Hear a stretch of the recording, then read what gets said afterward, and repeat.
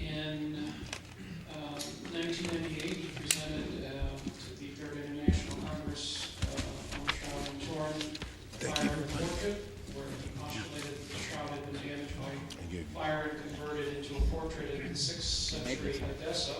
He presented the paper in Richmond in 1999, Antioch and the Shroud, where he theorized that the shroud had been taken from Jerusalem to Antioch and was moved from there to Edessa in the 6th century. Lights up. Also presented a paper in 2001 Give it a sec here.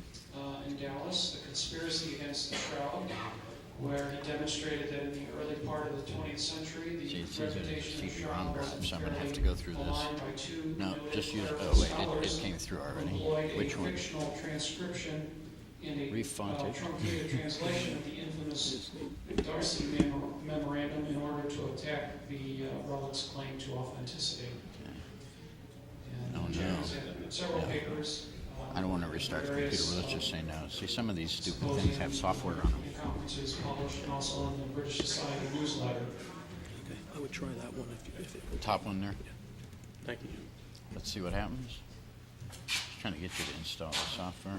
Gotta get the thing off here. When we go into slideshow mode. So now this is weird, Jack. It should be able to just go into play. That's one way to do it. But I now have to do this. You see, this is off. You're gonna have Hold to on use a a different version. Hold on. Let's just see what happens. Yeah, You're right. This is off the screen. Yep, it is. You have to Okay. use a different version. Okay, hang on. Can I tell you? Okay, let's close this first. Which one would you I like? would try this one here then. This one. I had to reformat it, yeah. Yeah. That's still off. Still going to be off? Yeah, see? Sure is. Try another. Okay. Refonted? Try that one. There you That's go. all right, it gets Now it. you're talking. Get a Hang little on. more light to read here. Oh yeah, I can give the lights a second. I have two levels of light. Here comes the other level. Right button forward, left button back, red button laser. Okay. Okay, good afternoon. I'd first like to thank Joe Marino, Sue Benford, and the Shroud Science Group for providing me with the opportunity to present my hypothesis that an obscure church custom known as the discipline of the secret has for more than 18 centuries effectively concealed the Shroud's critical role in the evangelization of Edessa.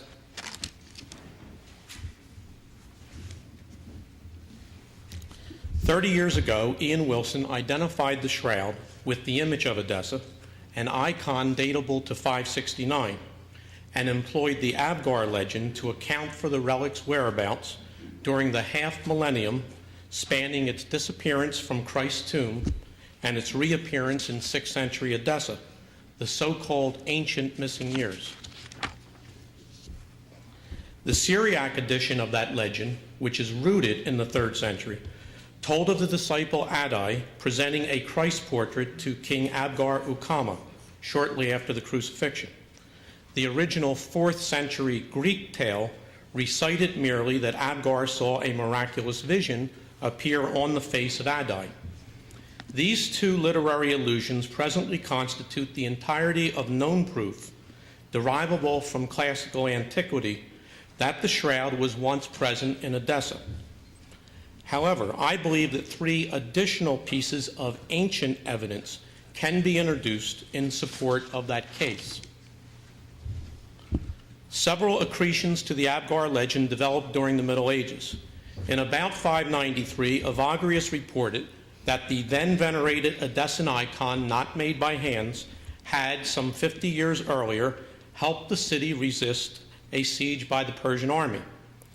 While asserting that this sacred object had once been presented to Abgar Ukama, Evagrius provided no explanation for its ancient hiatus. In 945, and after the image of Edessa had been forcibly transferred to Constantinople, its new custodians invented a story that in the middle of the 1st century, the relic was hidden in the walls of Edessa, where it lay forgotten until its rediscovery in 544. It was, to a substantial degree, this Byzantine embellishment which became the Mandylion theory's account of the ancient missing years. Nevertheless, the Mandylion theory does set forth an extremely credible medieval Sindonic biography woven around a cogent presentation of highly relevant information which Wilson had expertly extracted from ecclesiastical history. And if the Shroud is to be successfully traced into ancient times, it will assuredly be necessary to obtain and consider information pertinent to early church history, traditions, rites, and customs. As I hope to demonstrate, it is just such a custom which has concealed the ancient connection between the Shroud and Edessa. As it is self-evident that the Shroud did not arrive in Edessa in advance of a Christian missionary, it becomes critical to determine precisely when and how the gospel was first preached there. J.B. Siegel, whom Wilson calls the best modern authority on Edessa, believes the Abgar legend to be one of the most successful pious frauds of antiquity, and yet he acknowledges that it might well contain, within its mythical account of the city's conversion, a substratum of fact. In that light, it is important to note the following. 1. The doctrine of Adai features contemporaries of King Abgar the Great, who reigned from 177 to 212. 2. Its protagonist king allowed the erection of a church, and during Abgar the Great's reign, a flood partially destroyed an Edessan church. And 3. An ancient Syriac manuscript of the Abgar legend relates that Severus, the son of Abgar, killed the disciple Adai, and the son of Abgar the Great, not Abgar Ukama, was named Severus. This apparent substratum of fact is historically complemented by both Eusebius's report that during the reign of Abgar the Great, a Christian synod was held in his kingdom, and also Abgar the Great's use of Christian imagery on his official coinage. Thus, the totality of the historical evidence appears to support an inescapable conclusion that Edessa was evangelized during the reign of Abgar the Great. However, a satisfactory identification of the underlying circumstances has thus far remained elusive. Logic and reason defy the belief that a Christian missionary simply appeared uninvited in pagan Edessa and managed to convert its king. But certain literary records, long misunderstood and ignored, explain how this event may have transpired. As he did again last evening, in his Grail presentation, Professor Scavone had previously drawn attention to a 6th century entry in the Liber Pontificalis, which records that Eleutherius, whose papacy extended from 174 to 189, received a letter from a British King Lucius, requesting that he be made a Christian. In 731, the Venerable Bede reported that Eleutherius promptly effectuated that king's request. However, because Britain was then under Roman rule and had no king, the entries presented a historical conundrum, which remained unsolved for almost 14 centuries until in 1904, Adolf Harnack, a respected biblical scholar, deduced that the Liber Pontificalis entry had been intended to reference not Britain, but rather the Brittia, Edessa's citadel, and not King Lucius, but King Lucius alias Septimius Magus Abgarus VIII of Edessa, otherwise known as Abgar VIII, or Abgar the Great. Harnack's solution of this literary puzzle also serves to provide an answer to the historical enigma surrounding Edessa's conversion, as the invitation of a missionary by the king himself would completely explain how Christianity was successfully preached in a pagan city, and the story of that mission would readily provide the substratum of fact that underlies the Abgar legend. The date of the Eleutherian mission's arrival in Edessa can be closely approximated by a logical application of known historical facts. The Roman Empire's more than century-long persecution of the early church continued through the reign of Marcus Aurelius, who died in 180. His son Commodus entirely devoted to the pursuit of his personal pleasures and reportedly married to a Christian, was unusually tolerant of the church. However, upon his assassination on December 31, 192, a political power struggle ensued, and 6 months later, an anti-Christian emperor, Septimius Severus, emerged victorious to rule the empire for the next 18 years. Therefore, it seems very clear that only during the laissez-faire reign of Commodus from 180 to 192 could a papal mission to Edessa have been both safely undertaken and successfully completed. That Abgar was, in fact, baptized during the reign of Commodus is further confirmed by his portrayal with a cross-featured tiara on an Edessan coin bearing the image of that emperor. However, upon the ascension of Septimius Severus, shown on this Edessan coin, a cluster of stars substitutes for the cross on Abgar's tiara. And on this coin, it is a crescent moon which adorns the king's headdress. In 195, Abgar imprudently supported the Parthian enemy, and the emperor took the rule of Edessa from him and gave it to a Roman procurator. On the arch of Septimius Severus, located in the Roman Forum, the king's divestiture is artistically depicted. As a result, Abgar remained politically impotent until 197, when he was restored to power after assisting Rome to defeat Parthia. The foregoing chronology demonstrates two historical realities.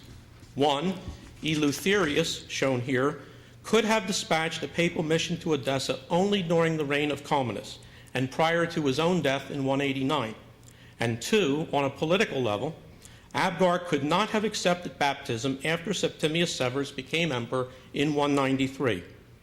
Allowing for enough time to confirm Commodus's religious policies, the Eleutherian missionary would probably have left Rome no earlier than the year 183. Professor Glanville Downey, the preeminent historian of ancient Antioch, has concluded that Edessa was actually evangelized in two distinct phases. An initial and late 2nd century effort resulted in a religious hybrid of Christianity and paganism, while a second and final endeavor, instigated in 198, established Orthodox Christianity in the city by the year 200. It is, I propose, the first and incomplete conversion of Edessa, which included the baptism of its king, that was accomplished by the Eleutherian mission mentioned in the Liber Pontificalis and later confirmed by the Venerable Bede. And there is but one documented late 2nd century ecclesiastical journey which began in Rome and ended in Mesopotamia. An expedition undertaken by the Phrygian bishop of Hierapolis, Aversius Marcellus. During the reign of Commodus, Aversius and Eleutherius led the church's struggle against a widespread and Phrygian-based heresy known as Montanism. Bishops of that period, including Irenaeus, made regular pilgrimages to Rome to confer with the Pope about its suppression, and Aversius would certainly have traveled to Rome to help plan and effectuate Orthodox strategy. When he died, between 192 and 212, Aversius left behind an epitaph which recounts his journey from Rome to Mesopotamia, an inscription which, scholars agree, implicates a forgotten chapter in early Christian history, and in particular, an obscure ancient church custom that is known as the discipline of the secret. In the 17th century, and immediately following the Reformation movement begun by Martin Luther, Protestant theologians attacked a number of traditional Christian doctrines as being absent from the teachings of the early church fathers. Catholics demonstrated that during the centuries following the crucifixion, these tenets were not mentioned because the clergy had faithfully observed a mandated convention which banned the public divulgence of religiously sensitive information. Evidence of this custom was cited in many late 2nd century and early 3rd century clerical writings, including those of Origen and Tertullian. For example, Clement of Alexandria counseled that ecclesiastical laws must not be communicated because of the mysteries contained in them. And in a dialogue authored by Minucius Felix, a pagan character observes that the Christians know one another by secret signs. Additional proofs contained in the subsequent writings of Cyril of Jerusalem, Basil the Great, Gregory Nazianzen, and Ambrose establish the centuries-long prevalence of this ancient practice, and for purposes of common reference, the contending apologists labeled it the discipline of the secret.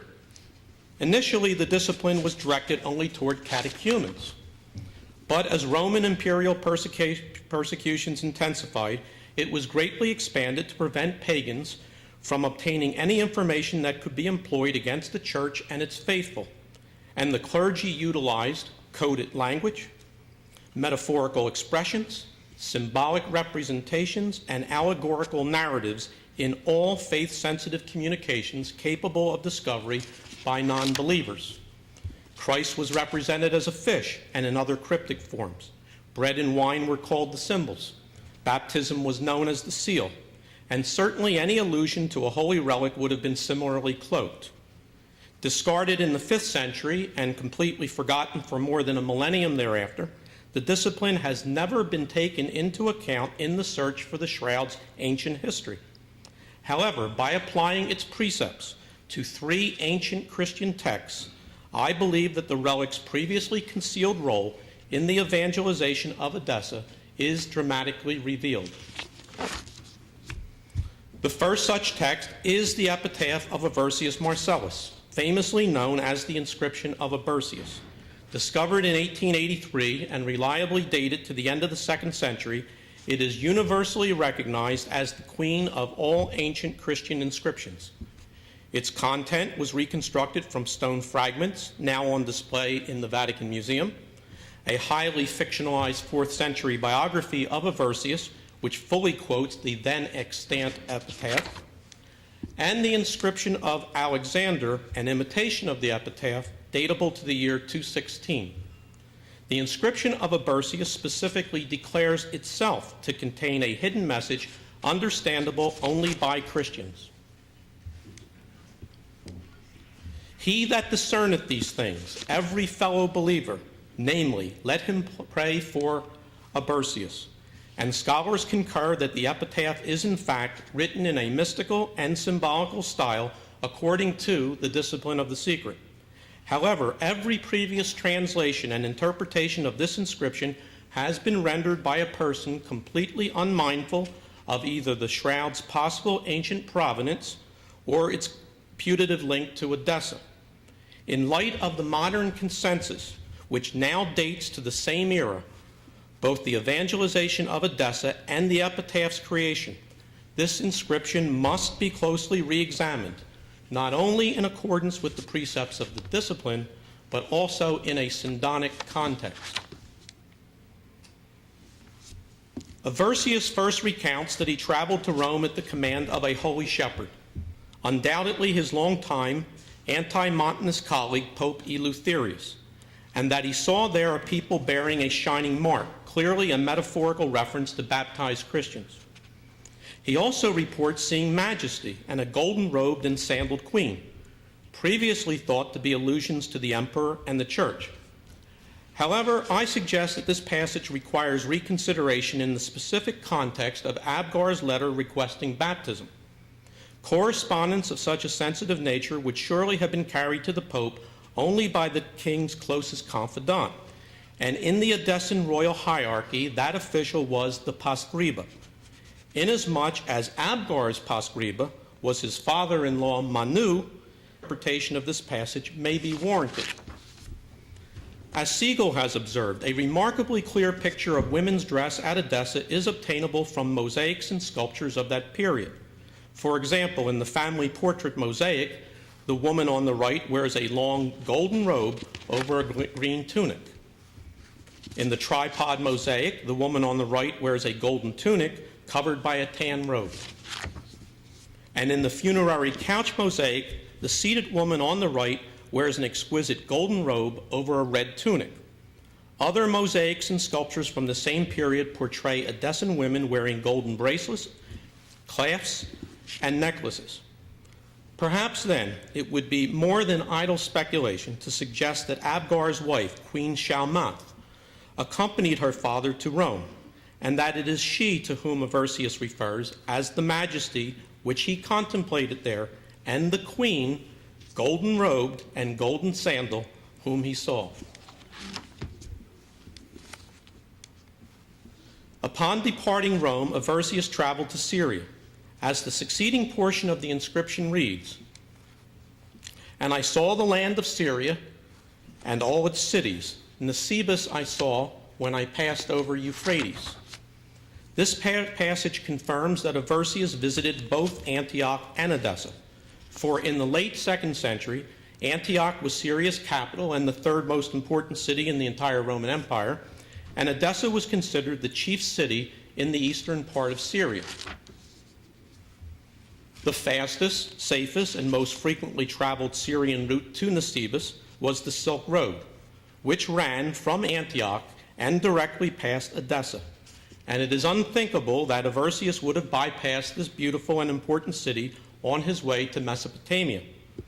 In fact, it is the glaring absence of a specific mention of Edessa in a Syrian travelogue known to have been constructed in accordance with the discipline, which makes it all the more likely that something historic, but far too dangerous to acknowledge, transpired there during the course of his journey.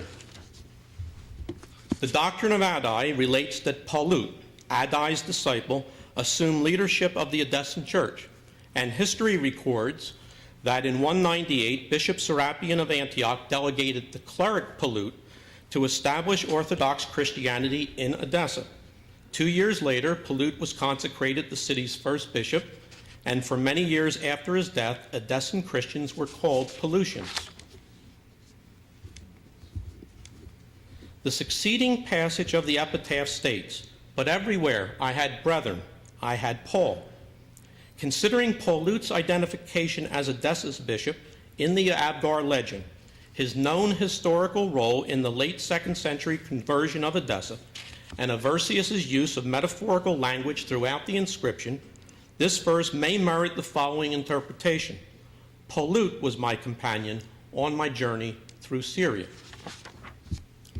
In 1999, I published a paper entitled Antioch and the Shroud, which suggested that in the late 2nd century, the shroud was in the custody of the Church of Antioch. And I submit that the following passage of the epitaph reveals that, upon his departure from Antioch, Aversius was entrusted with the shroud for presentation to Abgar. "Faith everywhere led me forward, and everywhere provided as my food a fish of exceeding great size and perfect." It is universally accepted that the fish of this passage is Christ, and there is simply no logical reason why Aversius, a practitioner of the discipline, would express that the fish provided to him for his journey was of exceeding great size and perfect, other than to metaphorically describe a 14-foot-long linen cloth bearing an anatomically perfect image of Jesus' body. By way of contrast, the inscription of Pectorius, dated to the same era, proclaims, "Eat with joy and desire, holding the fish in thy hands." And the metaphorically small size of this fish clearly alludes to Christ in the species of a Eucharistic serving. Absent the benefit of syndonic considerations, interpreters of Aversius's epitaph have regarded its fish passage as just another reference to the Eucharist.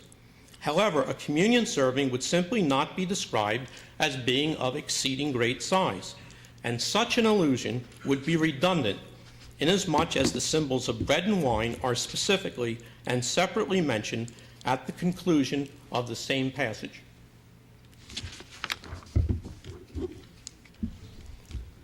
The doctrine of Addai acknowledges, and Professor Downey concurs, that despite the king's conversion, Edessa's principal pagan altar remained intact and religious cultism continued to flourish in the city.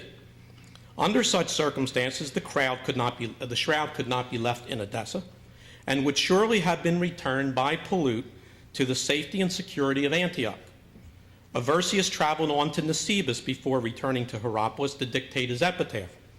And one must question why, unless he had successfully completed a historic evangelization mission to Edessa, he would have publicly inscribed the details of an otherwise unremarkable journey which implicated no event important enough to merit protracted remembrance.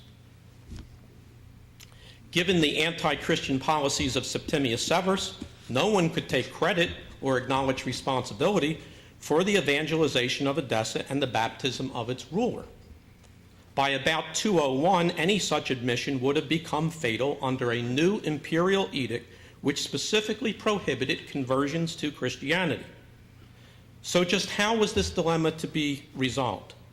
How could what was arguably the most historically significant event in Christianity since the resurrection be acknowledged and recorded without incurring the dire consequences that its publication was certain to bring about?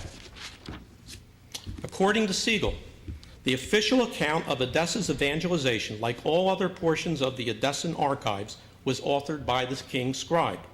Whatever may have originally been reported about the event, the public records were assuredly revised after Septimius Severus became emperor in 193, and again in about 201 after the edict banning conversions was issued.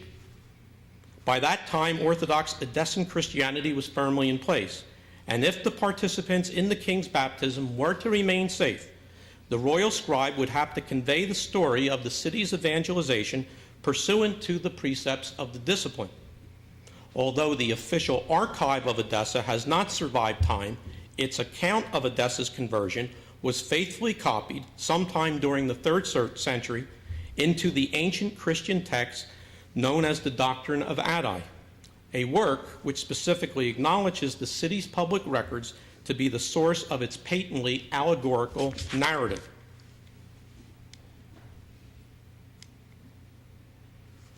The historical Abgar the Great, a 2nd century king seeking spiritual redemption, becomes, in the ancient Syriac legend, Abgar Ukama, a 1st century monarch in search of a physical cure. His correspondence to the Pope becomes his distant predecessor's letter to Jesus. His courier, Manu the Pascriba, becomes Hanan the archivist. Eleutherius, who authorizes the papal mission, becomes Jesus, who approves a posthumous apostolic mission. Aversius, the Pope's emissary, becomes Addai, Christ's designee. Pollute, Aversius's companion, becomes Aggai, Addai's principal aide. And the Shroud, the awe-inspiring proselytizing device that accompanied the Eleutherian mission, becomes both a portrait of Jesus with choice pigments and a marvelous vision that appeared to Abgar in the face of Addai. The royal scribe's painstakingly cautious and allegorically perfect modification of historical facts in the official archive effectively shielded not only those who had participated in the baptism of the king, but also the precious Passion relic which had played such a critical role in that event. The allegorical nature of the narrative contained in the Doctrine of Addai is confirmed by Addai's deathbed directives to his followers. Do not investigate secrets, nor ask concerning hidden things written in the sacred books which you possess. But the unbelievers give offense in them because they lacked the concealed eye and the hidden mind.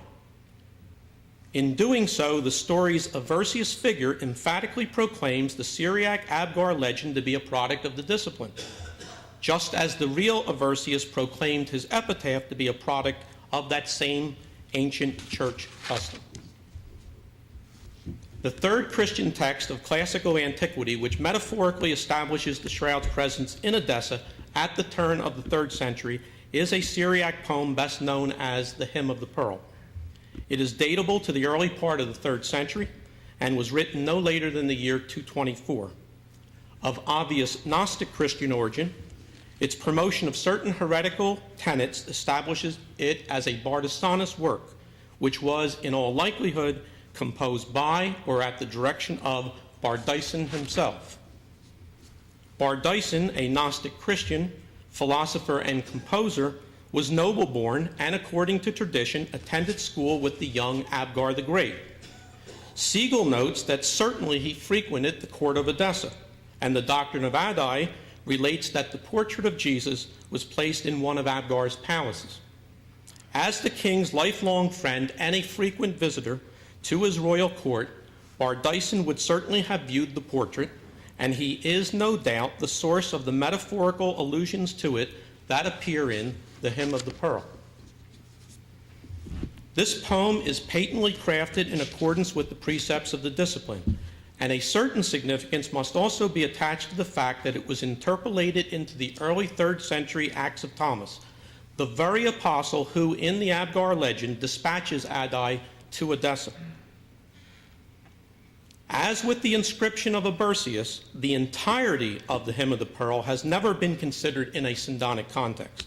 And as with the doctrine of Adai, its mystical text presents, upon close examination, a perfect syndonic allegory.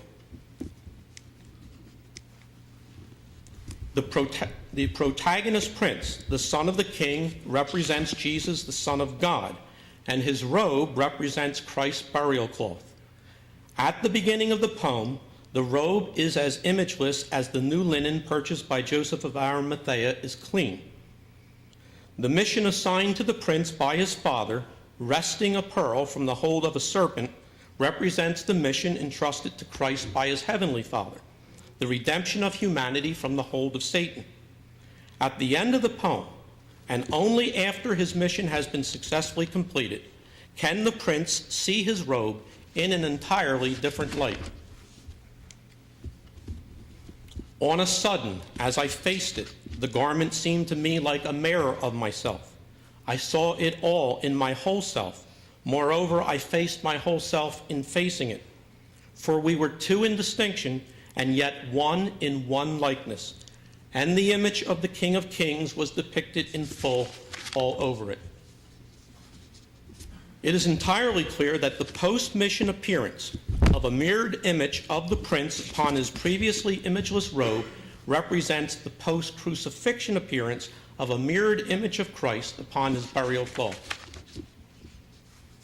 The robe's reflecting images symbolize the ventral and dorsal syndonic images, and the prince's declaration that he can see on the robe his whole self confirms that while at the Edessan royal court, Bardyson had observed the entire body image on the shroud, just as Aversius Marcellus, the missionary who had brought the cloth there, had seen the anatomically perfect fish in its exceeding great size.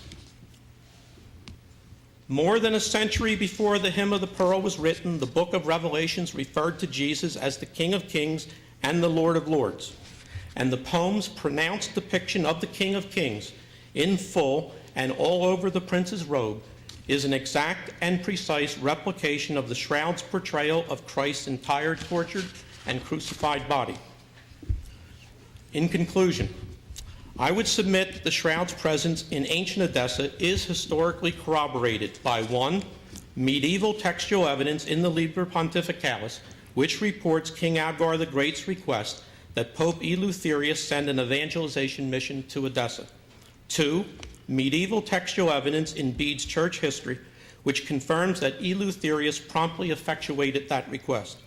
And 3, ancient textual evidence in the inscription of Abercius, the doctrine of Adai, and the Hymn of the Pearl, adduced through an application of the precepts of the discipline of the secret, which reveals that Bishop Aversius Marcellus led that mission and presented the full-bodied image shroud to Abgar, whom he then baptized into the Christian faith. It must be recognized, however, that the shroud's historical bond to ancient Edessa is constituted solely of its having accompanied this late 2nd century Eleutherian mission, and that the lack of any reference whatsoever to the presence of a Christ image in that city during the 3rd, 4th, and 5th centuries is attributable to the circumstance that promptly after Abgar was baptized, the relic was restored to the Antiochene church and did not return to Edessa until the destruction of Antioch by the Persian army. It is therefore in the year 540 that the ancient history of the shroud concludes, and that its medieval history, as so thoroughly documented by Wilson, begins. Thank you very much for your kind attention, and I sincerely hope that you will have the opportunity to read my entire paper when it's published later this year in the Acts of this Conference.